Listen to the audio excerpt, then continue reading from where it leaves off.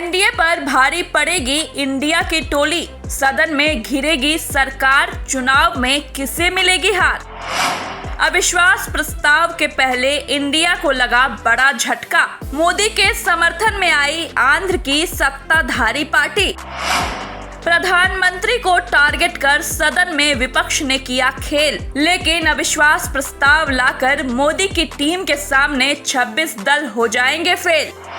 देश में सियासी घमासान मणिपुर हिंसा को लेकर छिड़ा हुआ है, तो वहीं अब ये विपक्ष यानी इंडिया के लिए अवसर बन चुका है। अब इस मुद्दे पर विपक्ष मिशन 2024 यानी लोकसभा चुनाव को साधने में जुटा है और इसी कड़ी में एक बड़ा दांव विपक्ष ने सरकार के खिलाफ चल दिया है, जिससे उसे चुनावी फायदा मिलने की संभावनाएं हैं। लेकिन ये लड़ाई इतनी भी आसान नहीं है। चलिए आपको विपक्ष की वो रणनीति बताते हैं जो उसी पर भारी पड़ेगी, लेकिन फिर भी इंडिया है कि मानती नहीं।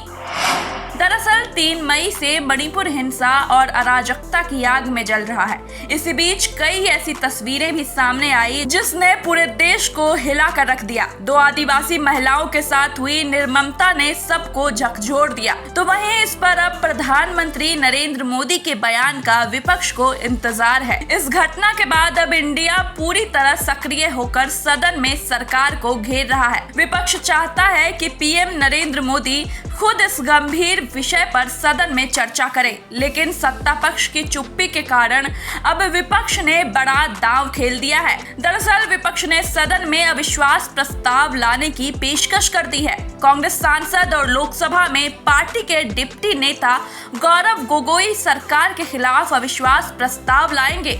सत्र के 5वें दिन कांग्रेस और बीआरएस ने अलग अलग सरकार के खिलाफ अविश्वास प्रस्ताव का नोटिस दिया, जिसे लोकसभा स्पीकर ओम बिरला ने स्वीकार भी कर लिया। विपक्ष मणिपुर के साथ साथ ब्रिजभूषण और चीन के मामले पर भी नरेंद्र मोदी को घेर तो रही है, लेकिन अविश्वास प्रस्ताव से पहले ही इंडिया को बड़े झटके का सामना करना पड़ गया। दरअसल आंध्र की सत्ताधारी पार्टी वाईएसआरसीपी ने अविश्वास प्रस्ताव का विरोध करने का फैसला किया है। इतना ही नहीं, दिल्ली अध्यादेश के मुद्दे पर भी जगन मोहन रेड्डी की पार्टी मोदी सरकार को समर्थन देगी। वाईएसआरसीपी उन पार्टियों में शामिल है जो अभी तक न इंडिया गठबंधन में शामिल है और न ही एनडीए की मीटिंग में पहुंचे थे। वाईएसआरसीपी का ये फैसला इंडिया गठबंधन के लिए बड़ा झटका इसलिए माना जा रहा है क्योंकि अभी तक जगन ने एनडीए और इंडिया दोनों से दूरी बनाकर रखी थी। हालांकि लंबे वक्त से बीजेपी और वाईएसआरसीपी के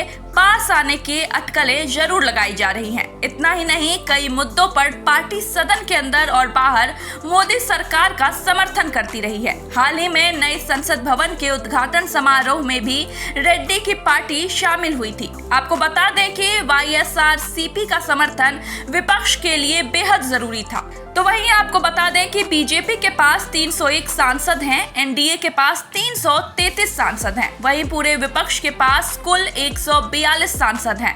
सबसे ज्यादा 50 सांसद कांग्रेस के हैं।